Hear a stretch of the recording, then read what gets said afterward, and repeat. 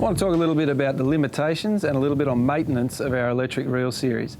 Obviously there's lots of different models, starting with the smaller ones like our 500 series through to the big boys like the Seaborg Mega Twin 1000, and they have different applications.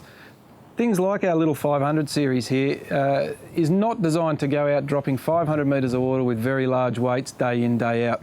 In fact, from 150 metres of water and less, it will serve you extremely well, and is incredibly popular with some of our disabled anglers out there who may be even fishing very shallow water, 20, 30, 40, 50 metres of water for table fish like snapper.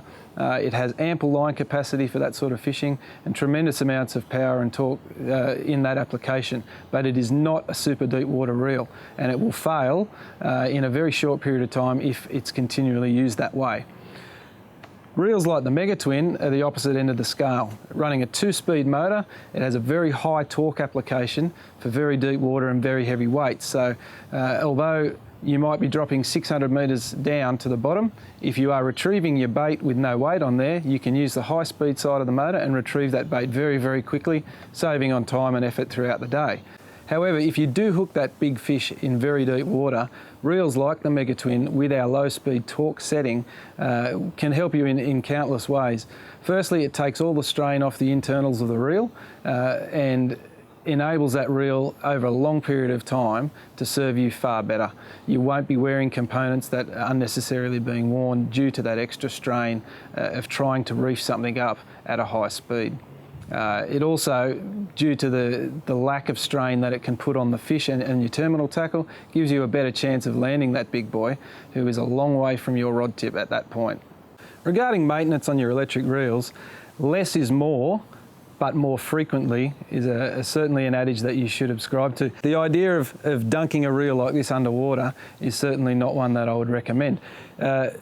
And the other issue that can be a prime problem with reels like this is the overuse of penetrant sprays like WD-40, Inox, any of that sort of stuff. They're great products, but they do exactly as they say, and they will penetrate inside the reel. They will remove grease from gearing and from bearings where it's supposed to be, because that's what those products are designed to do. All we recommend is using a fine mist spray over your reel at the end of the day's use, and then after it's dried off, or you can dry it off yourself with a towel, squirt any of those products that you like to use, those protectants, squirt them onto a rag and just simply wipe the reel down. That's all that needs to take place. You don't need to saturate the reel in those products, because they will do more damage than good, unfortunately. And we also have a specific grease for the electric reels. It's called DSG 600, and you can buy it from Daiwa. It is not for gearing, it is not for the internal parts of the reel. It is a specific electric grease primarily for your terminals, your cable ends, and the electrical connection on the reel itself. The reason it's not supposed to be used on anything but is that it actually has a fine grit throughout it, and it will actually wear a gear set if it were to be applied to it. But that fine grit is designed to, as the two components are connected together, to actually clean the terminals as they're connected and remove any dirt or grime or corrosion that might be present on those terminals. So the more it's used, the more it cleans the terminal.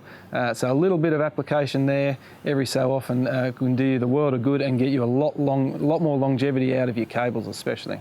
If you've got any more questions about our electric reels, go to our website, which is www.daiwafishing.com.au, or don't hesitate to give us a call in the service department and we'll answer any of the questions that you might have.